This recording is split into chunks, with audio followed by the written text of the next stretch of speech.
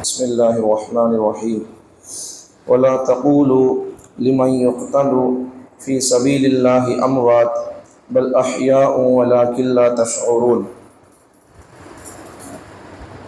ولنبلونكم بشيء من الخوف والجوع ونقص من الاموال والانفس والثمرات وبشر الصابرين۔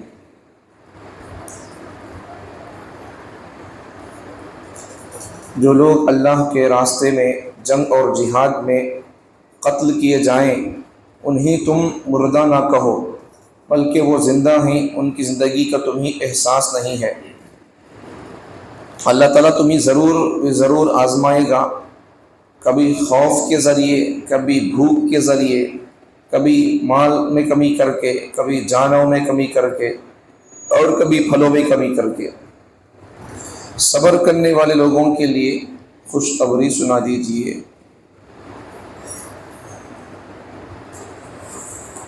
جنگ اور جہاد میں جانے والے لوگ، جو لوگ جنگ اور جہاد میں جا کر جو لوگ مر جاتے ہیں وہ لوگ زندہ رہتے ہیں۔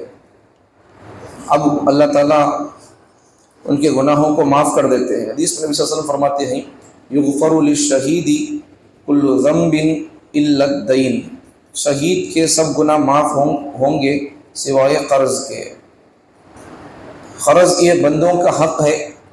حقوق دو قسم کے ہوتے ہیں، ایک حقوق اللہ، دوسرا حقوق العباد۔ اللہ سے ریلیٹڈ حقوق اگر ہے تو اللہ تعالیٰ معاف کر سکتے ہیں، کر دیتے ہیں، ان کی مرضی ہے وہ۔ لیکن بندوں سے تعلق رکھنے والے اگر حقوق ہے، بندہ کسی کو قرض دینا تھا، اب ان جنگ میں جا کو مر گیا، ان کیا تو بھی حقوق مر جان دے، پھر بھی بندوں سے تعلق رکھنے والا وہ حق اور وہ گناہ اللہ بھی معاف نہیں کرتے۔ اسی لیے شریعت میں حقوق العباد کی بڑی اہمیت ہے، بندوں کے حقوق کی بڑی اہمیت ہے۔ اگر ایک حساب سے دیکھیں گے تو اللہ کے حقوق سے بھی بندوں کے حقوق کی اہمیت بڑی ہوئی ہے، اس لیے کہ عبادات والا، معاملات والا دین وہ 70% ہے، وہ معاملات سے ریلیٹڈ ہے۔ اللہ کے بارے میں اگر کچھ ہو گیا، بندہ عبادت کرتا تھا، جو کرنا تھا سب کر لیا، وہ اللہ کی مرضی ہے، اللہ اسے معاف بھی کر سکتے ہیں، اسے پکڑ بھی کر سکتے ہیں۔ لیکن بندوں کے حقوق پر اگر کمی بیشی آ گئی، یا بندوں کے حقوق ادا نہیں کر رہا تھا، یا بندوں سے خواہ کے جھگڑے، بدنامگی اور پیچھے غیبتیں، ایسا کچھ بھی ہے تو بندے کا حق ہوتا ہے۔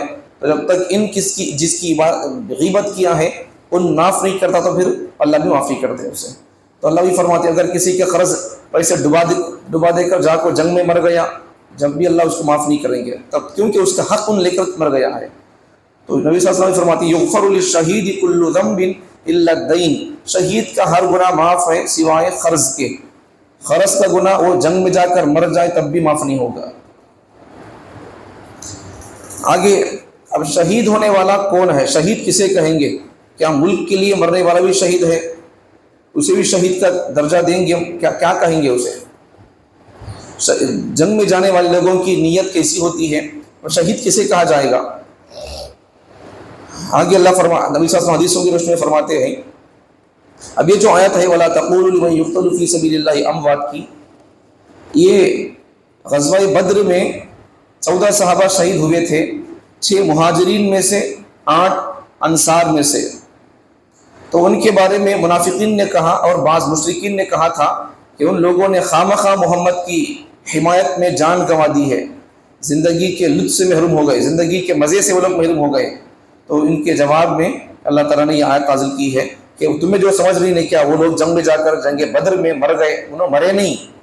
یہ لوگ دیکھ کیسے باتیں بولے، منافق لوگ بھی اور مشرک لوگ خامخواہ محمد کی حمایت میں چلے گئے، ان کی باتوں میں آ کر چلے گئے، دیکھو زندگی کے مزے سے وہ لوگ بیکار ہو گئے، محروم ہو گئے۔ تو اللہ تعالیٰ نے ان کو جواب، اللہ دیکھو جب شہید کے لیے وہ لوگ سوال اٹھائے تو اللہ ان کو جواب دے رہا ہے۔ اللہ وہی ان کو مردہ نہ کہو، وہ لوگ زندہ ہیں، تم کو ان کی زندگی کا کوئی احساس نہیں ہے، تو اس کا شان نزول وہ ہے۔ اب شہید کون ہے؟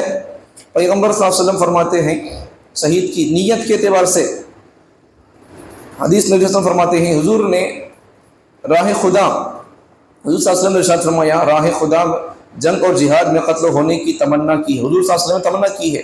3 مرتبہ الفاظ آئی حدیث میں، میں قتل کیا جاؤں پھر زندہ کیا جاؤں، کل حدیث آ گئی تھی یہ پھر زندہ کیا جاؤں، پھر قتل کیا جاؤں، پھر قتل، ایسا نبی صلی اللہ علیہ وسلم نے یہ حدیث ارشاد فرمائی ہے، تو میرا دل چاہتا ہے کہ میں جنگ میں جا کر انتقال ہو جاؤں۔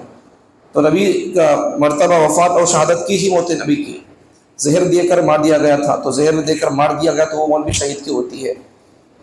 شہادت کا درجہ ملنے کے لیے یہ بھی ضروری ہے کہ صرف اللہ کے لیے جنگ کی ہو، یہ اصل بات سمجھا رہا ہے مجھے آج۔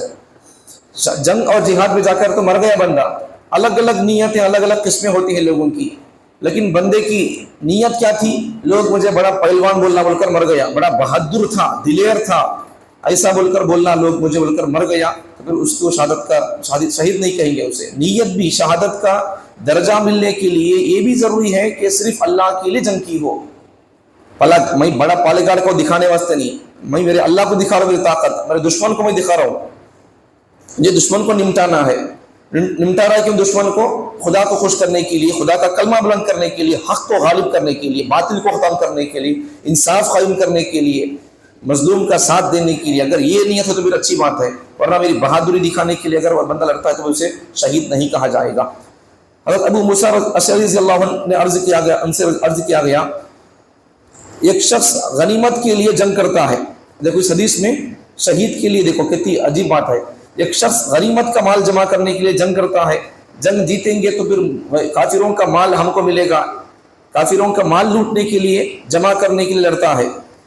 ایک شخص شہرت کے لیے لڑتا ہے، میں بڑا بہادر ہوں بول کر، مشہور ہونا بول کر، ایک بہادری کا مقام اور شہرت کے لیے لڑتا ہے۔ اب ان میں سے کون اللہ کے راستے میں جنگ میں مر سکا، کسی شہید کا مرتبہ پایا بول کر بولنا ہے۔ ایک آدمی غنیمت کا مال جمع کرنے کے لیے لڑ رہا ہے دشمن سے، اور ایک آدمی شہرت کے لیے، ہلے ٹھولے کے لیے، بہادری دکھانے کے لیے مر رہا ہے، شہادت کا مرتبہ اور شہرت کے لیے لڑ رہا ہے، تو پھر اس میں سے کون شہید مرتبہ اللہ کے لیے کس کا جائے؟ جنگ راہ خدا میں کون ہے؟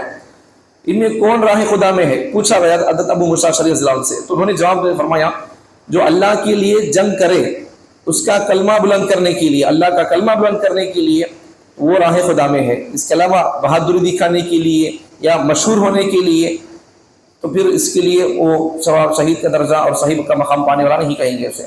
دوسری حدیث نبی صاحب دریافت کیا گیا، پوچھا گیا کہ ایک شخص بہادری کے لیے جنگ کرتا ہے اور یا قوم یا وطن کی حمیت کی وجہ سے جنگ کرتا ہے، تو پھر ایسے وقت میں اسے اپنی بہادری دکھانے کے لیے یا اپنی قوم کو اونچا کرنے کے لیے، ہمارے لوگوں سے آگ لڑتی ہیں، کیا بولتے ہیں آدمی جا کر لڑتا ہے ان سے، ہمیں جھکتے نہیں کسی کے سامنے بھی، ہمیں لڑتی ہیں، میں آگے ایسا کہا کہ بول کو اپنی قوم کو، اپنی قوم کا سکہ جمانے کے لیے، اپنی پارٹی کا سکہ جمانے کے لیے۔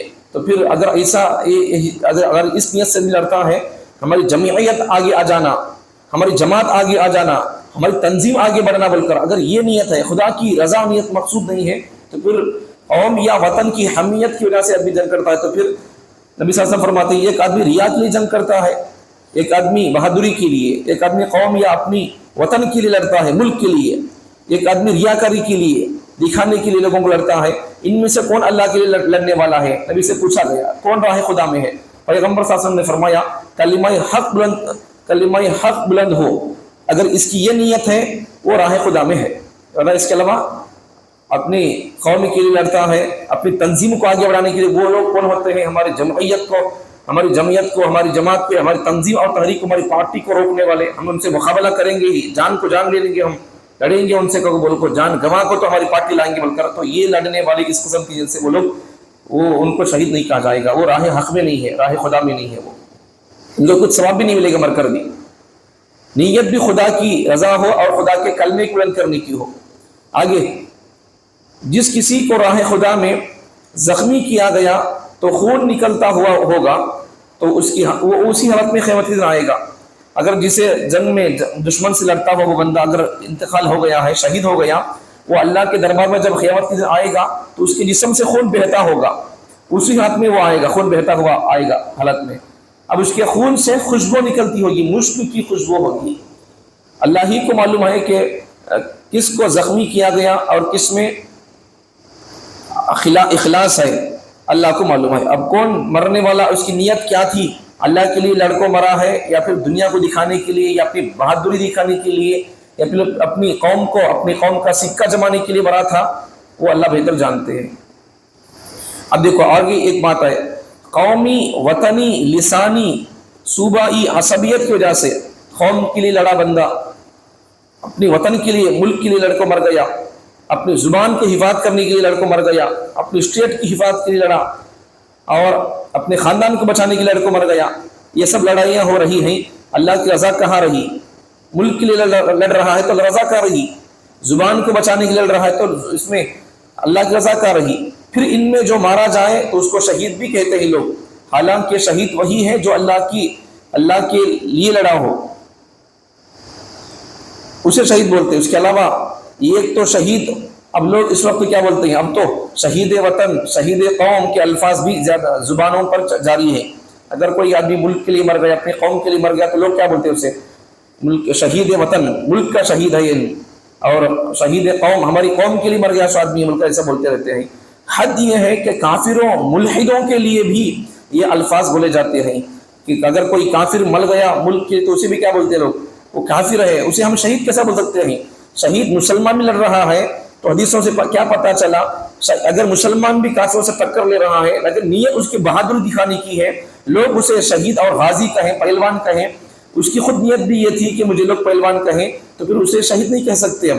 اب یہ کیا خط ملک کے لیے مرنے والے کے لیے شہید کہیں گے، کافر کے لیے کیا شہید کا درجہ دیں گے ہم؟ نہیں ہے. یہ سب جہالت اور الحاد اور بے دینی کی باتیں ہیں.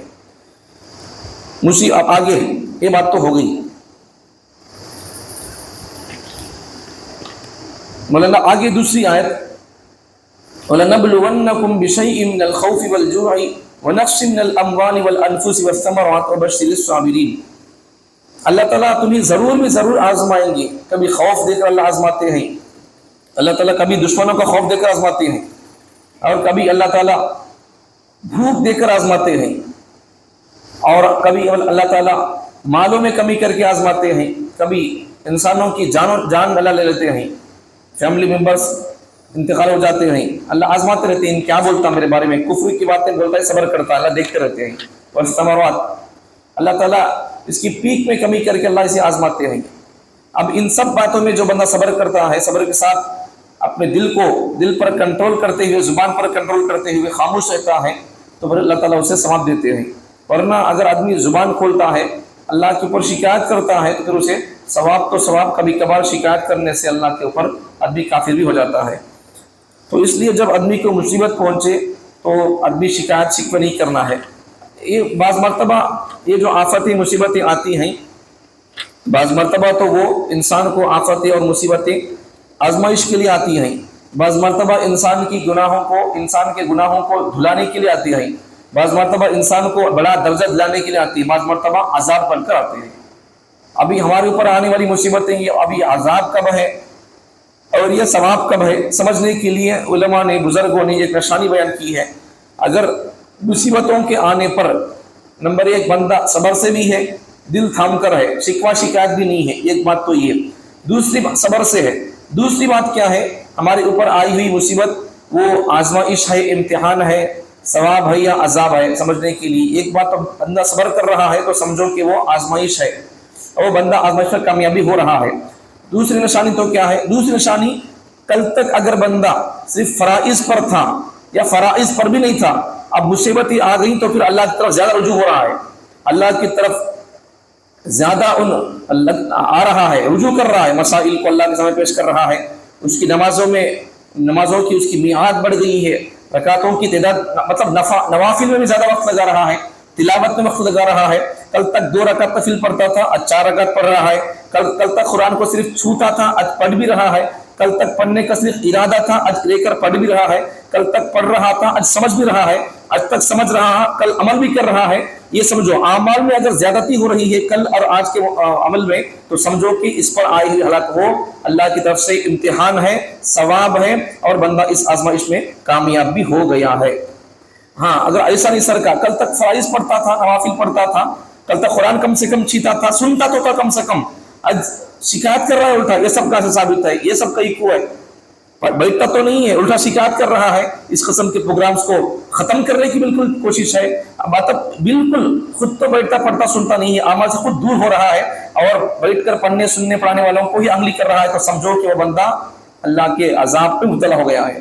اس کے اوپر جو مصیبت آئی ہوئی ہے، پریشانیاں، وہ اس کے لیے اللہ کی طرف سے وہ رحمت نہیں ہے، وہ عذاب ہے.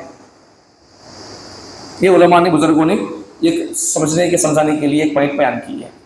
تو ہمارے اوپر ہمیں کرنا کیا ہے، انسان کو جو بھی مصیبت آئے تو پھر ہمارا کبھی کبھار امتحان ہوتا ہے، کبھی کبھار وہ ہمارے لیے درجات کی بلندی کا سبب ہوتا ہے، کبھی کبھار ہمارے لیے وہ آزمائش اور عذاب ہوتا ہے۔ ہمیں سمجھ سکتے ہمارے اوپر مصیبت آئی تو ہمیں ہمارے کل کے آج کے عمل میں کیا تو فرق ہے، کیا رجوع اللہ کی طرف زیادہ ہو رہا ہے تو سمجھو کہ وہ ہمارے لیے مصیبت نہیں ہے، وہ مصیبت نہیں ہے، مصیبت ہے کہ ہمارے لیے وہ ثواب کا ذریعہ بن رہی ہے۔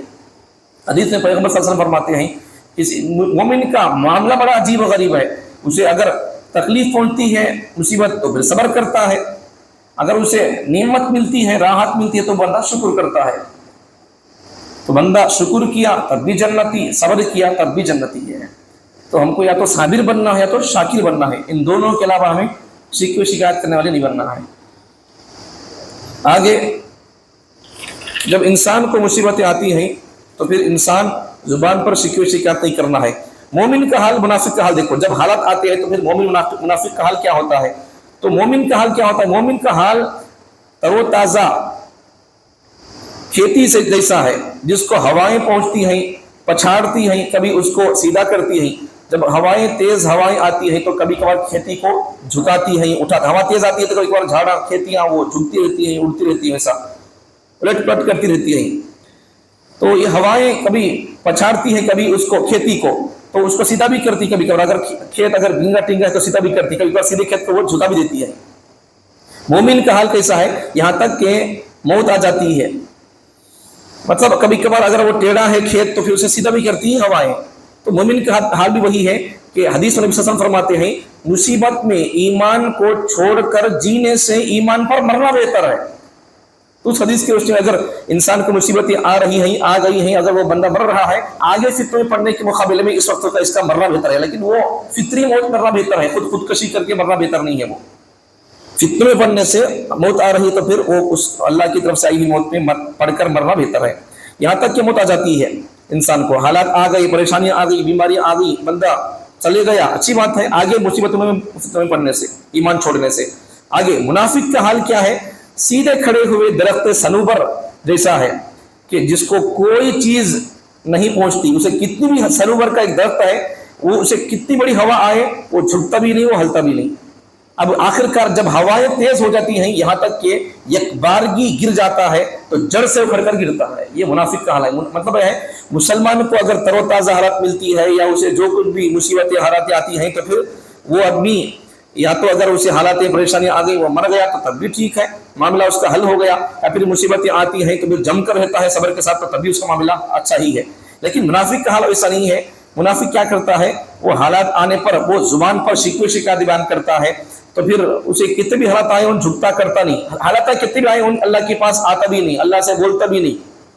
علماء فرماتے ہیں ایک بزرگ گزرے ہیں ہمارے بزرگوں میں سے حضرت مولانا عبد الحی عارفی رحمۃ اللہ علیہ، انہوں فرماتے ہیں مسلمان کو اگر جب انسان بندہ اللہ سے جب قیامت کے دن پوچھے گا اے اللہ، بندہ جب گناہ کر کے شرک کر کے جائے گا، اے اللہ تو مجھے پیدا کیا سو زمانہ خراب تھا، اللہ اس کے بعد میں برائی میں پڑھ کر آیا سو، اللہ ماحول ہی خراب تھا، تو مجھے برے ماحول میں پیدا کیا تھا، وہ تیری غلطی تھی، اس سے میں گناہ کر گیا، اگر تو مجھے صحابہ کے زمانے پیدا کرتا، نبی کے زمانے پیدا کرتا، وہی اچھا بن پا سکتا تھا، تیری غلطی ہے۔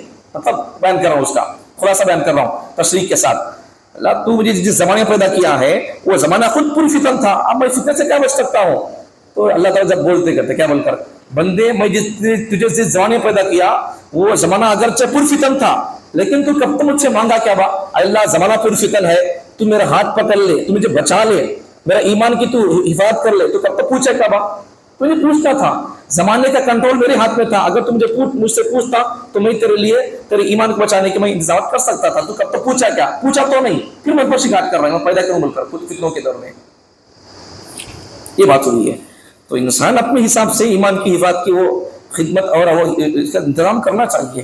تو منافق کی حال کیا ہے، حالت آتی ہے تو پھر وہ بندہ کل تک نماز سے دور تھا نہیں، اب بھی نماز سے دور ہوتا ہو، اور آگے کفر کی بات جا کر جو لوگ بولتے ہیں ایسا ہمیں جا کر بولے، تو وہ لوگ اگر اس حدیث کی روشنی میں دیکھیں گے تو پھر منافق کہنا پڑے گا۔ پھر حالات آتی ہیں تو پھر کیا کرتے ہیں لوگ، اللہ کے دربار میں تو آتے نہیں، دوسرا کیا ہے اللہ سے مانگنا رجوع کرنا کچھ بھی ہوتا نہیں، الٹا اللہ پر شکایت کرتے ہوئے لوگ۔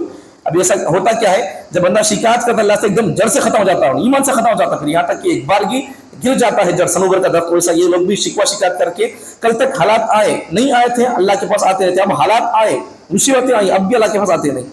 اب ہوتا کیا ہے، جا کے ان کو آؤ جی اللہ کے پاس، تو تمہارے کو حالات بولیں گے وہ لوگ اللہ سے مانگو جی، ہم بھی مانگتے تمہاری آ کر مانگو جی، تو وہ لوگ اللہ ہمارے سے دشمنی بول لیا بھائی خواہ مخواہ. اللہ کو کیا دشمنی ہے؟ نہیں ہے اللہ کو کسی کی دشمنی کی. یہ جملہ خود کفریہ بول ہے، یہ نہیں بولنا ہے. ان کا ایمان اس طرح کی باتوں سے ایمان بھی ختم، ایک بار کی ختم ہو جاتا ہے، جڑ کی طرح سنوبر کا درخت ویسا آدمی کا ایمان بھی ختم ہو جاتا ہے. منافق کے لیے بہت خطرے کی بات ہے. اسی لیے جہنم میں سب سے سخت عذاب منافق کو ہوتا ہے. مشرک کو بھی اتنا عذاب نہیں ہوتا، منافقوں کو عیسائیوں کو یہودیوں کو نہیں ہوتا ہے. سب سے نچلا درجہ ہی ان لوگوں کا اسفل سافلین ان کے لیے 600. ہمیں منافق نہیں بننا ہے، مومن مسلمان بننا ہے. تو یہ سب چیزیں ہیں. اس لیے حالات جتنے بھی اور جیسے بھی آ جائیں آدمی کو صبر سے رہنا ہے. آدمی ایمان چھوڑنا بھی نہیں ہے اور شکوے شکایت بھی کرنا نہیں ہے.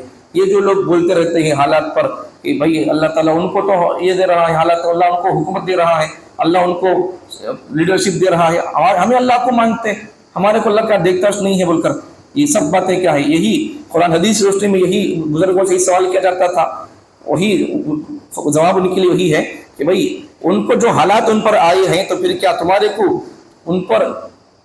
ایک واقعہ بیان کرتا ہوں اس کی تشریح کے لیے. ایک بادشاہ تھا، ایک بزرگ ایک آدمی تھا، وہ آدمی بول رہا تھا کہ بھئی یہ بڑے عجیب لوگ، ایک بادشاہ کا پرندہ گم گیا. تو پرندہ گم گیا تو بادشاہ کیا کیا، اپنے سراؤنڈنگ میں، اپنے محل کے دروازے کے اس میں، اپنی پوری اتھارٹی میں کیا کیا، اپنے محل میں جالا بچھایا پرندے کو پکڑنے کے لیے. اب ایک بزرگ ایک اچھا نیک آدمی تھا، کیا ہو رہا ہے یہاں پر، کیا ہو رہا ہے؟ بادشاہ کا پرندہ گم گیا تو ہمیں اسے تلاش کرتے ہیں. کیسا؟ بادشاہ کے گھر کے محل کے اوپر جا ڈال کو، محل کے اتھارٹی میں. تو اس وقت میں کوئی مومن مسلمان آدمی نے کیا کہا، اللہ تیرا اللہ، کیا اللہ تو بھی عجیب ہے، بیوقوف لوگوں کو تو حکومت دیتا، بادشاہ دیتا. بعد میں اس بزرگ کے دل میں اللہ الہام کی بات ڈالے، تجھے ویسی بادشاہ ہونا کیا بول، ایمان چھوڑ کر تو ویسی بادشاہ ہونا کہتا، بولتی ابھی دے رہا تم بادشاہ، اسے مار ڈال دو تیزی، اس کی بادشاہ دے رہا ہوں. اللہ الحمدللہ تجھے کمزور اور غریب تو بنایا ہے، لیکن مجھے تو بغیر ایمان کے ویسی بادشاہ تجھے نہیں دیا ہے، تیرا شکر ہے اللہ. مطلب کیا ہے، ایمان کے مقابلے میں دنیا کی بادشاہ بھی لات مارو، ضرورت نہیں ہے ایمان کے. ایمان کو چھوڑ کر بادشاہ بھی ضرورت نہیں ہے. ایمان ہے آپ کو سر چھپانے کے لیے، ایک اینٹ کا بھی سایہ نہیں ہے، کوئی بات نہیں ہے، وہ مطلب ہے اس کا. تو دنیا کو چھوڑو، وہ ان کے لیے مزے کی زندگی یہاں 600. نبی نے فرمایا نہیں کہ وہ لوگوں کے لیے راج من مستی یہاں 600. تمہارے لیے کچھ دن کے لیے ایسا ہوتا ہے، اگر ہاں تمہارے لیے بھی کوئی مصیبت نہیں ہے، اگر تم اپنے راستے پر آ جائیں گے تو پھر اللہ تم کو چھپت دینے والا ہے. تمہارا شریعت سے، تمہارا دین سے تمہاری پٹری بدل گئی تو پھر جا رہی ہے، کدھر کی جا رہی ہے. اگر تم صحیح پٹری پر آ جائیں گے تو پھر منزل تک پہنچیں گے. اللہ مطلب تمہیں کو اللہ حکمت دے گا. لائق اس دھرتی پر، دنیا پر اللہ کا حکم نافذ کرنے کی، حکومت وغیرہ قائم کرنے کی طاقت اللہ نے مسلمان کو دیا ہے. لوگوں کے پاس حکومت کرنے کا نظام بھی نہیں ہے، ان کے پاس سلیبس بھی نہیں ہے، ان کے پاس. ہمارے پاس ہمارے نبی کا سبق ہے، قرآنی آیاتوں کے ہمارے پاس اسباق موجود ہے. تو یہ جو بات ہے کہ اللہ ان کو یہ سب دے رہا ہے، اللہ ان کو آزما رہا ہے. اللہ تم کو آزما رہا ہے. تمہیں کیا بولتے ہیں اس وقت میں؟ مومن کا ہر لمحہ اور اس کا ہر موڑ بھی اللہ کے انسان کا آزمائش میں ہے. اللہ ان کو حکمت دے کر آزما رہا ہے. انہوں کیا کرتے بول کر، تم کو اللہ حکمت چھین کر اللہ آزما رہا ہے تو تمہیں کیا بولتے بول کر شکوے شکایت کرتے، یہ ہماری غلطی تھی، ہماری غلطی سے ایسا ہوا ہے بول کر بول کو تمہیں آگے بڑھتے، شریعت پر آتے. اللہ تم کو دیکھ رہا ہے، تمہیں پڑھی میں آگے بڑھ کو سسٹم کا حصہ بنتے، یا پھر آپس میں لڑکوں مرتے رہتے. اللہ دیکھ رہا ہے. اب تو تم سے نہیں کھوتے کہ اللہ دیکھ رہے ہیں یہ سب حالات. اللہ کیا کر رہے ہیں، سب کو اللہ جھوٹ کرنے کے لیے ایسا انتظامات کر رہا ہے. لیکن ہماری افسوس کہ ہمارا حال یہ ہے، دنیا جو کچھ ہونا ہے ہو جائے، ہمیں مسلمان ایک ہونا تیار نہیں ہے. اگر مسلمان ایک ہو جائیں تو پھر کچھ بھی ہو سکتا ہے. مسلمان ایک ہوئے بغیر، اچھا اگر کسی مسلمان کو اگر حکومت مل گئی، سی ایم پی ایم بن گیا تو کیا ہونا؟ ابو بکر کی خلافت قائم کرے گا، شراب بند کرے گا. تمل ناڈو کے اندر غیر مسلم بندہ بنا ہے فلم اسٹار، ان بن کر ان شراب خانے بند کر رہا ہے. کیا اگر اب اس وقت کوئی مسلمان بن گیا تو پھر کیا اسے یہ ختم کرے گا؟ نہیں ہے. یہ سب حقوقی باتیں ہیں. سیاسی طاقت سے علماء فرماتے ہیں اگر عمر بھی اٹھ کر آ جائیں، عمر بن عبد العزیز بھی اگر ملک کے بھارت کے پی ایم بن جائیں، تب بھی ہماری مسلمان قوم عمر بادشاہ بن گئے کیونکہ وہ بدلنے والے نہیں ہیں، نماز پڑھانے والے، قائم کرنے والے نہیں ہیں، وہ اپنی حساب سے وہ جینے والے ہیں. تو سیاسی اعتبار سے حالات بدلیں گے، اس کو نہ دیکھو. بھائی تم خود بدلو اللہ حالات بدل دے گا. یہ قرآن کی تفسیر اور تشریح تم تک پیش کر رہا ہوں. حالات بدلو, حالات بدلیں گے تو ہم کہاں بدلیں گے؟ حالات بدلیں گے, تم خود بدلو اللہ حالات بدل دے گا. تم بدلنا تیار نہیں ہے, اللہ کو کیا پڑی ہے اسے اٹھا کر عمر کو اللہ لائیں گے. تم خود عمر بن جاؤ, اللہ پھر دیکھیں گے حالات کیسے کریں گے. تم خود عمر جیسی نماز بنانے تیار نہیں ہے, مرنے نہ نماز بننے تیار ہے. ہمارے لوگوں کو عمر کی خلافت ہونا, عمر جیسا بادشاہ کیوں اللہ پیدا نہیں کر سکتا؟ مسلمانوں کی کیوں حکومت نہیں ہے؟ شکایت تو ہوتی ہے, تو خود کیوں عمر نہیں بنتا؟ تجھے خود عمر کی زندگی کی کتنے اسباق یاد ہے؟ یاد ہی نہیں ہے. انہوں مرے نماز کے اندر, تو کیا مر رہا ہے؟ انہوں مر بھی رہے ہیں نماز کے اندر, تو کیا مر رہا ہے؟ چوتروں کے اندر مر رہا ہے. تو پھر تجھے عمر کی خلافت ہونا ہے, تجھے عمر کی خلافت, تجھے تو یہی لائق ہے کہ تو اس وقت کے فرعونوں کے ہاتھ میں تو مارا جائے, یہی تیرے لیے بہتر ہے. عمر کی خلافت بھی آ جائے گی تو ان کو بھی برباد کر کے چھوڑے گا. یہ حال ہوگا. ہم کو کرنا کیا ہے؟ حالات جیسے بھی ہوں, شکوہ شکایت اور زبان بند کر کے ہمیں اللہ ہم کو جس ہاتھ میں رکھا ہے اس ہاتھ پر ہم صبر کر کے اگر کچھ کرنا ہے تو پھر اس کی تیاری کرنا پڑے گا. اللہ تعالیٰ آزمائیں گے آپ کو, خوف دے کر آزمائیں گے, دشمنوں کو بٹھا کر آزمائیں گے. کیا کریں گے تم؟ اپنی کو تیاری کریں گے, کیا نسل کو تیار کریں گے, نہیں کریں گے, اللہ دیکھیں گے. یا پھر تم بزدل بن کے رہو گے, یا پھر تم آگے بڑھیں گے, زبان کھولو گے, قلم اٹھاؤ گے, کیا کرو گے؟ اللہ دیکھتے رہتے ہیں. اللہ تم کو آزمائیں گے. بزدل بنو گے یا باہمت بنو گے, شیر بنو گے یا پھر چیتا بنو گے, یا پھر بلی بنو گے, کیا بنو گے؟ اللہ آزماتے رہیں گے. تو اللہ تعالیٰ آزماتے رہیں گے, بھوک دے کر اور مالوں میں اللہ کمی کر کے آزماتے رہیں گے, انسانوں کے جان لے کر آزماتے رہیں گے, پھلوں میں کمی کر کے. پیک تھی کیسر اچھی پکی, کم پکی ہے, تو بندہ کیا کہے گا؟ سب اللہ سے ہو رہا ہے, ایسا بولتا ہے یا پھر کیا بولتا ہے؟ پیغمبر نے ایک حدیث میں فرمایا, ایک رات میں حدیبیہ کے موقع پر, حدیبیہ کے وقت, صلح حدیبیہ کے وقت میں رات میں بارش ہوئی. تو لوگوں نے کیا کہا کہ بھئی یہ بارش فتنہ بھی ہے اور ایمان کی نشانی بھی ہے. تو بعض لوگوں نے کیا کہا کہ بارش ہوئی ہے تو پھر اس میں وہ ستارے کو جا کو ایسا ملنے سے بارش ہوئی ہے, یہ تو کفر ہے. بعض لوگوں نے کیا کہا بھئی اللہ کی رحمت ہے, فرشتے لے کر اترے, اللہ برسایا ہے, یہ ایمان کی نشانی ہے. تو یہ بارش بھی دیکھو ہمارے لیے ایمان کی نشانی ہے. یہ حالات کیوں آئے؟ ہماری بدعملی کی وجہ سے. ہمیں کب کتنے آیتوں پر عمل کیے؟ عجیب بات ہے. اللہ تعالیٰ ہم تمام کو حالات جیسے بھی آئیں اپنی جو ذمہ داری سے ادا کرنے کی, اپنی ذمہ داریوں کو سمجھنے کی اور حالات پر استقامت سے ایمان پر جمنے کی توفیق عطا فرمائے.